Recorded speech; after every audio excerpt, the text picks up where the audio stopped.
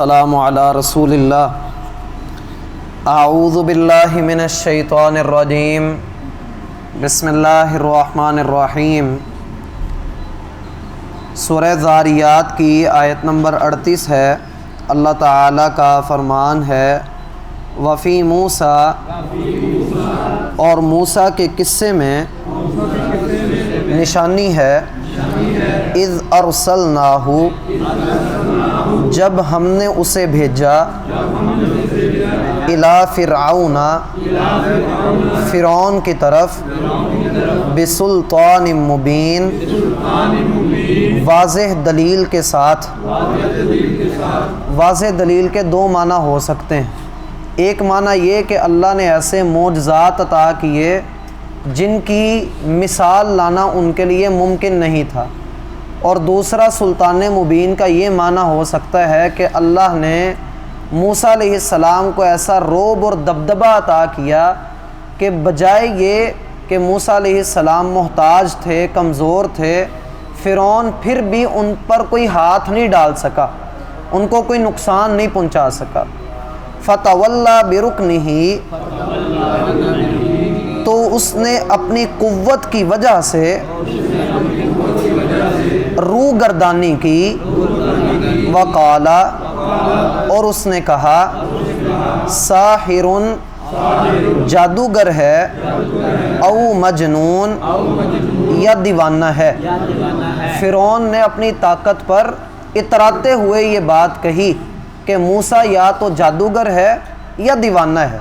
فَأَخَذْنَاهُ، پھر ہم نے اسے پکڑا، وَجُنُودَهُ، اور اس کے لشکروں کو بھی، فَنَبَذْنَاهُمْ، پھر ہم نے انہیں پھینک دیا، فِي الْيَمِّ، سمندر میں، وَهُوَ مُلِيمٌ، اس حال میں کہ وہ قابل ملامت تھا۔ یہ تین آیات موسیٰ علیہ السلام کے واقعے کی طرف اشارہ کرتی ہیں، اور مختصر طور پر اللہ تعالیٰ نے موسیٰ علیہ السلام کی نبوت کا، ان کی بعثت کا ایک بڑا حصہ ان تین آیات کے اندر سمیٹ کر بیان کر دیا ہے۔ یہ قرآن کا اعجاز بھی ہے کہ ایک بات کو قرآن جب کھول کر بیان کرتا ہے تو وہ سینکڑوں آیات پر مشتمل ہوتی ہیں، اور جب قرآن اس کو مختصر کرتا ہے تو اس کو قرآن نے تین آیات کے اندر سمو کر رکھ دیا ہے۔ اور یہ قرآن کا ایسا انداز ہے کہ اس جیسی کوئی مثال پیش کرنا دنیا کے کسی کلام اور زبان کے لیے ممکن نہیں۔ اللہ تعالیٰ نے پچھلی آیات میں کہا کہ قوم لوط کی بستی میں ہم نے عذاب علیم سے ڈرنے والوں کے لیے نشانی رکھ دی۔ آج کی آیات میں آواز یہ دی کہ وفی موسیٰ، اور موسیٰ کے ذکر میں بھی نشانی ہے، اذ ارسلناہ الی فرعون بسلطان مبین، جب ہم نے موسیٰ کو واضح معجزات، واضح دلائل دے کر فرعون کی طرف بھیجا۔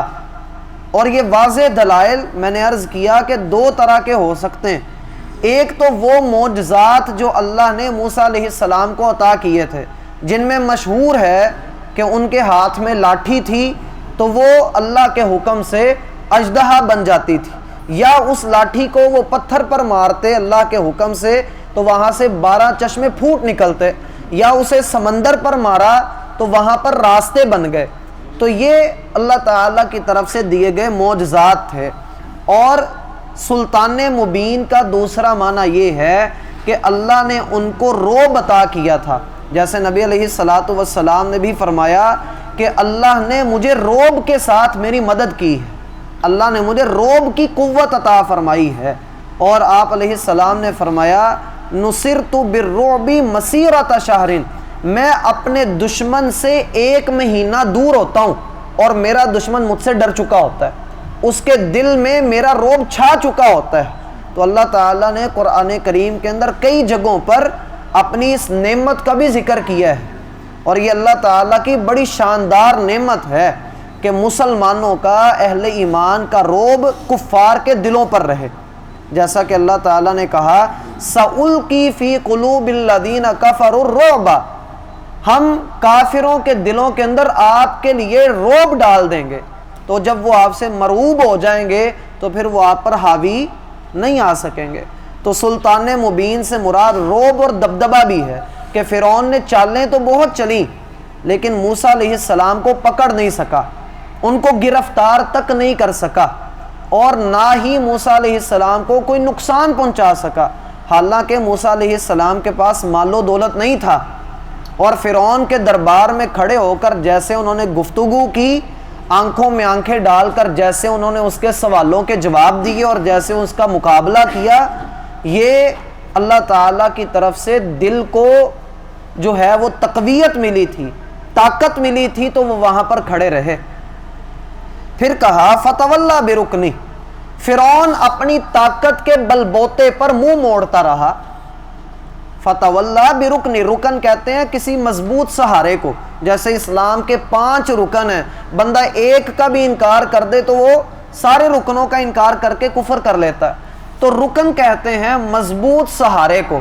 فتولا برکنی ہی، فرعون نے اپنی فوجوں کو دیکھا، اپنے ٹھاٹھ باٹھ کو دیکھا، اپنی کرسی اور اپنے عہدے کو دیکھا، اور اپنی طاقت کو دیکھا، اپنے مال و دولت کو دیکھا۔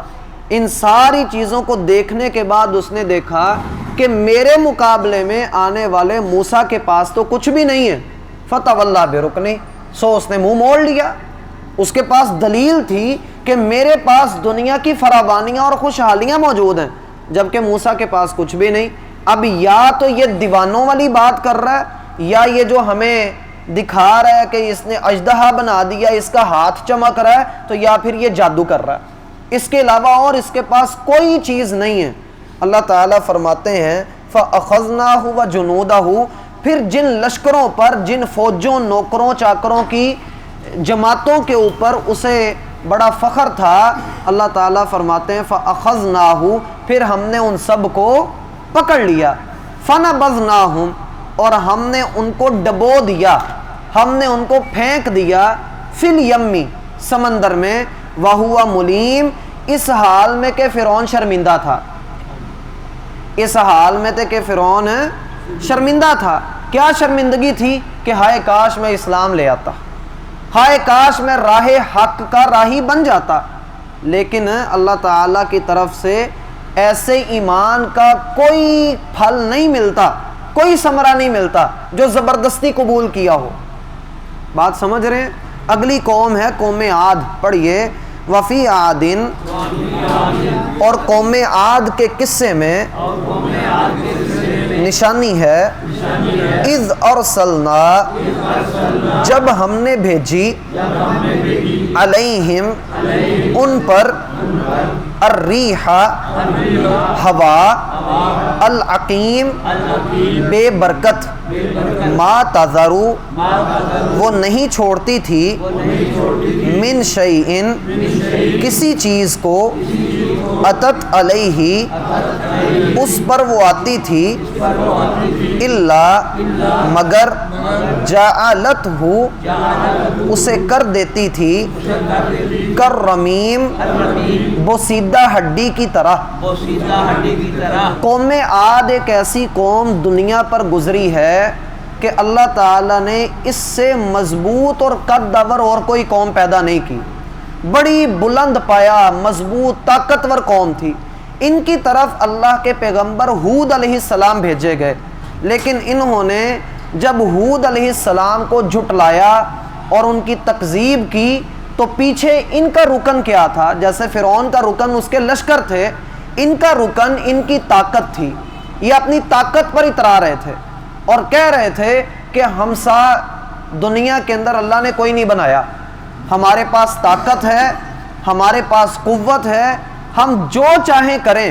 پیچھے آپ نے پڑھا اللہ تعالیٰ فرماتے ہیں فَنَقَّبُوا فِي الْبِلَادِ، تم سے پہلے کئی قومیں ایسے گزر چکی ہیں جن کے نشان زمین میں جا بجا ملتے ہیں، اور بہت سی جگہیں ایسی ملتی ہیں جہاں سے پتہ لگتا ہے کہ یہاں کسی دور میں فلاں فلاں قوم آباد تھی۔ قوم عاد بھی انہی میں سے ایک ہے۔ دنیا کے اندر آج بھی ان کی عمارتوں کے کھنڈرات نظر آتے ہیں۔ اللہ تعالیٰ فرماتے ہیں وفی عاد، قوم عاد میں نشانی ہے، اذ ارسلنا علیہم الریح العقیم، جب ہم نے ان کے اوپر بے برکت ہوا بھیجی. ہوا چلتی ہے تو کوئی برکت لے کر آتی ہے، لیکن جب ہوا برکت لے کر نہ آئے تو وہ بے برکت ہوتی ہے. جیسے نبی علیہ السلام نے کہا اللہ نے میری مدد ہوائے صبا سے کی ہے. صبا نام کی ہوا چلتی ہے خوشگوار، جو بندے کو خوش بھی کرتی ہے اور بندے کے لیے خیر و برکت لے کر بھی آتی ہے. اور قوم عاد کو اللہ نے دبور نام کی ہوا سے نبی علیہ السلام نے فرمایا ہلاک کیا. یہ صحیح بخاری کی روایت ہے. تو یہ ہوا کیسی تھی؟ سخرها علیہم 7 لیال و 8 ایام. یہ اتنی تیز آندھی تھی کہ اللہ تعالیٰ فرماتے ہیں 7 راتیں اور 8 دن یہ ہوا ان کے اوپر چلتی رہی. طوفان تھا. اور طوفان کیسا تھا؟ اللہ کہتا ما تذر من شیء اتت علیہ الا جعلتہ کالرمیم. یہ ہوا جہاں جہاں سے گزرتی تھی، جس جس چیز سے گزرتی تھی اس چیز کو بوسیدہ ہڈی کی طرح کر جاتی تھی. گرم ہوا تھی اور ایسی تند تیز ہوا تھی کہ قوم عاد کے بڑے بڑے پہلوان وہاں پر کھڑے نہیں رہ سکے. اسی لیے اللہ نے قرآن میں ایک جگہ پر کہا کیا قوم عاد کو کسی نے بتایا نہیں کہ جس رب نے ان کو پیدا کیا وہ ان سے کہیں بڑھ کر طاقت والا ہے، کہیں بڑھ کر قوت والا ہے. تو اللہ تعالیٰ نے ان کو ایسی ہوا سے عذاب دیا جو بے برکت تھی. آگے قوم سمود ہے، دیکھیے وفی سمودا، اور سمود کے قصے میں اذ قیل لہم، جب ان سے کہا گیا تمتعوا، تم فائدہ اٹھاؤ، حتی حین، ایک وقت تک، فعتوا، تو پھر انہوں نے سرکشی کی، ان امر ربہم، اپنے رب کے حکم سے، فاخذتہم، تو انہیں پکڑ لیا، الصاعقۃ، چیخ نے، وہم ینظرون، اس حال میں کہ وہ دیکھ رہے تھے، فمستطاعوا، پھر انہوں نے طاقت نہ پائی، من قیام، کھڑے ہونے کی بھی، وما کانوا منتصرین، اور نہ ہی وہ بدلہ لینے والے تھے. قوم سمود یہ ان کا زمانہ قوم عاد کے بعد کا ہے. ان کی طرف اللہ کے پیغمبر صالح علیہ السلام آئے، اور صالح علیہ السلام جب آئے تو ان سے کہا گیا تمتعوا حتی حین، تمہارا ایک مقرر وقت ہے، فائدہ اٹھا لو جو بھی اٹھا سکتے ہو. چاہے تو نبی کے رستے پر چل کر فائدہ اٹھا لو، اور چاہو تو گناہوں کے رستے پر چل کر دنیا سے فائدہ اٹھا لو. دوسرا معنی اس کا یہ ہے کہ ان کو اللہ تعالیٰ نے ان کی ڈیمانڈ پر، انہوں نے کہا تھا کہ ہمیں پہاڑ میں سے اونٹنی نظر آئے نکلتی ہوئی، تو اللہ تعالیٰ نے اونٹنی ان کو عطا کر دی. تو جب اونٹنی ملی تو انہوں نے صالح علیہ السلام کو کہا اس نے جادو کیا. تو اللہ تعالیٰ نے کہا تمہارے پاس 3 دن ہیں. دوسرے مقام پہ آتا ہے قرآن میں 3 دن کے اندر اندر تم فائدہ اٹھا سکتے ہو، یعنی یا تو توبہ کر لو تو تمہیں فائدہ ہو جائے گا، عذاب نہیں آئے گا تم پر، یا پھر تمہارے 3 دن باقی رہ گئے. تو انہوں نے کیا کیا؟ آیت نمبر 44 میں آپ نے پڑھا فَعَتَوْا عَنْ أَمْرِ رَبِّهِمْ، انہوں نے وہ 3 دن بھی بیکار گزار دیے، توبہ نہیں کی. فَعَتَوْا عَنْ أَمْرِ رَبِّهِمْ، انہوں نے اپنے رب کے حکم کی نافرمانی کی. فَأَخَذَتْهُمُ الصَّاعِقَةُ، تو آسمان سے ایک کڑکے نے، ایک چیخ نے ان کو پکڑ لیا جبکہ وہ اسے دیکھ رہے تھے.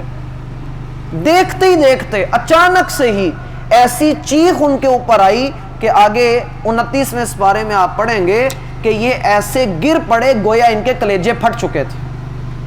الٹرا ساؤنڈ ہوتا ہے نا لوگوں کا، الٹرا ساؤنڈ میں کیا ہوتا ہے؟ وہ مشین سے اتنی تیز آواز نکلتی ہے جو ہمیں سنائی نہیں دیتی. وہ آواز اتنی تیز ہوتی ہے جسے ہم سن نہیں سکتے، وہ تیز اتنی ہوتی ہے. وہ بندے کے جسم سے ٹکراتی ہے اور پیٹ کے اندر جو مسئلہ مسائل ہوتا ہے وہ بتاتی ہے کہ اس کے اندر یہ ہے. بندے کو اللہ معاف کرے ہرنیاں ہوئی ہیں یا پینڈس ہوا ہے یا یہ ہوا ہے وہ ہوا ہے، وہ الٹرا ساؤنڈ کی شعائیں اتنی تیز آواز والی ہوتی ہیں. سمجھ رہے ہیں بات کو؟ یہ اس سے بھی کہیں بڑھ کر تیز آواز تھی جس نے ان کے کلیجے پھاڑ دیے تھے. سمجھ رہے ہیں بات کو؟ قوم سمود پہاڑوں کے اندر رہتے تھے، پہاڑوں کے اندر تراش تراش کے پہاڑ تراش تراش کے انہوں نے گھر بنائے ہوئے تھے، تو وہاں پر یہ رہتے تھے. تو پہاڑوں میں چیخ کی آواز زیادہ گونجتی ہے، تو آہستہ آہستہ آواز بڑھتے بڑھتے ان کے کلیجے پھٹ گئے. تو اللہ تعالیٰ نے فرمایا فَمَسْتَطَاعُوا مِنْ قِيَامٍ، پھر ایسی وہ چیخ تھی کہ ان کے اندر کھڑے ہونے کی بھی طاقت نہیں تھی. کسی وقت میں دنیا کے مننے تنے لوگ وہ کھڑے ہونے کی طاقت بھی نہیں پا رہے، بڑے بڑے پہلوان وما کانوا منتصرین، جو فطرت سے ٹکر لینے کے لیے اللہ سے بدلے لینے کی باتیں کرتے تھے. اللہ فرماتے ہیں وما کانوا منتصرین، وہ تو بدلہ ہی نہیں لے سکے. وقوم نوح من قبل، اور ان سب بھائی ایک منٹ، وقوم نوح من قبل، اور اس سے پہلے بھی جو ہے نوح علیہ السلام کی قوم کا وقت گزر چکا. انہم کانوا قوما فاسقین، وہ بھی بڑے نافرمان لوگ تھے، وہ بھی بڑے نافرمان لوگ تھے. ایک موضوع جب شروع ہو چکا ہو تو پھر اس کو مکمل کرتے ہیں. وقوم نوح من قبل، اللہ نے یہاں پر 5 قوموں کے واقعات بیان کیے ہیں، اور 5 کو اللہ تعالیٰ نے ان چیزوں سے ہلاک کیا ہے جو چیزیں زندگی گزارنے کے لیے ضروری ہیں. فرعون کی قوم کو اور نوح علیہ السلام کی قوم کو اللہ نے پانی سے ہلاک کیا. ہوا کے ساتھ اللہ نے قوم سمود اور قوم عاد کو ہلاک کیا. سمجھ رہے ہیں بات کو؟ اور اسی طرح آگ کے ساتھ اللہ تعالیٰ نے لوط علیہ السلام کی قوم کو ہلاک کیا، جو ان کے اوپر پتھر اترے، اور جیسا کہ آپ نے پیچھے پڑھا کہ وہ حد سے بڑے ہوئے تھے اور یہ ان کے اوپر نشان لگے ہوئے تھے. تو ہوا، پانی، آگ یہ بندے کی زندگی کے لیے بہت ضروری چیزیں ہیں، تو اللہ تعالیٰ نے ان چیزوں کے ذریعے سے ان کو ہلاک کیا. تو پتہ یہ لگتا ہے اس دوسرے رکوع کے اندر اللہ تعالیٰ نے پوری انسانی تاریخ کو بیان کر دیا ہے. پہلے رکوع میں نشانیاں تھیں، دوسرے رکوع میں تاریخ ہے، اور تیسرے رکوع میں اسباق آئیں گے کہ ان 2 رکوعوں کو پڑھ کے سمجھ میں کیا آتا ہے. اللہ تعالیٰ ہمیں سمجھنے کی توفیق عطا فرمائے. اس کو خود سے پڑھ لیجئے، اللہ تعالیٰ آپ پر رحمت کرے.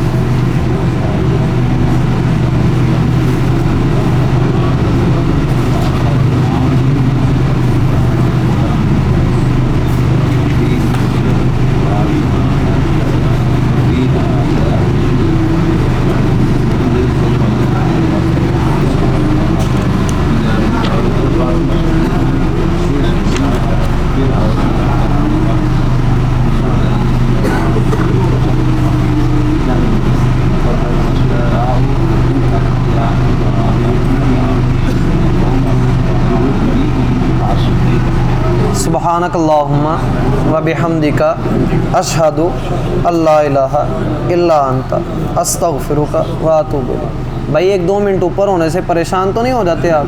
اللہ برکت دے آپ. تسی بھائیاں دے دس